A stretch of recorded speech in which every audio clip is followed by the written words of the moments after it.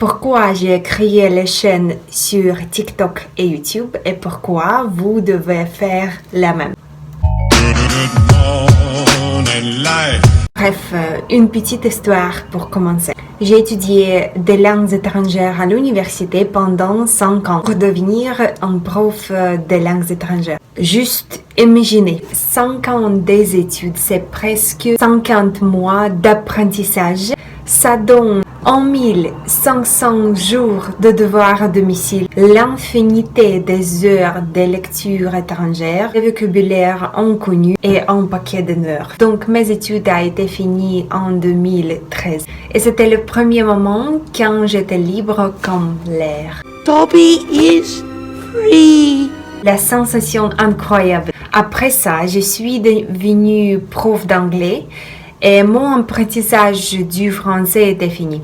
Pour 7 prochaines années. Wow. J'ai oublié presque tout ce que j'ai étudié. J'ai arrêté de le pratiquer et j'ai jamais fait même un exercice simple pendant 7 ans. Donc, mon rêve de devenir bilingue ou peut-être trilingue était presque fini. J'étais vraiment déçue et je pouvais pas jamais comprendre le français. Mais c'était un jour de ma vie quand je me suis réveillée avec une idée merveilleuse. J'ai arrêté de me plaindre d'un manque de connaissances de français. J'ai décidé de créer des chaînes sur YouTube et TikTok en français. Génial, n'est-ce pas?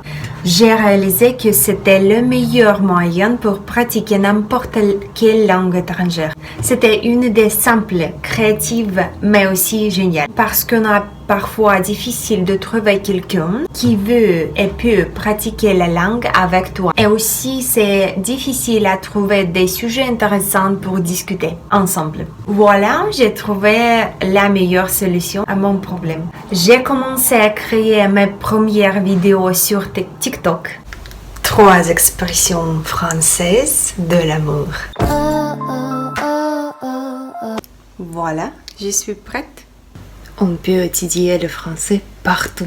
Mais pourquoi TikTok? J'ai décidé d'imaginer moi-même comme un professeur du français et présenter une information simple en français dans une petite vidéo sur la chaîne TikTok. Et voilà ce que j'ai réussi. Les expressions culinaires. Être un bec fin, c'est-à-dire être un gourmet, claquer dedans. Dites-moi si vous avez des moyens pour améliorer cette technique ou si vous avez déjà essayé de faire quelque chose comme ça. J'ai non seulement amélioré mon français, ma prononciation avec cette technique, mais je suis également devenue plus créative. Maintenant, on parle des vidéos sur YouTube. Crois-moi, c'est une autre expérience. Je toujours prépare mes vidéos sur YouTube pendant des heures et des heures. Normalement, il y a des étapes importantes. Créer un script où je pose tous mes pensées sur le papier. J'organise les idées comme je veux les présenter. Ensuite, je me prépare tous mes gadgets et je prépare moi-même et je filme une vidéo. Et la dernière étape, c'est un montage d'une vidéo. Ça prend 5 heures pour juste présenter une vidéo pendant 5 minutes.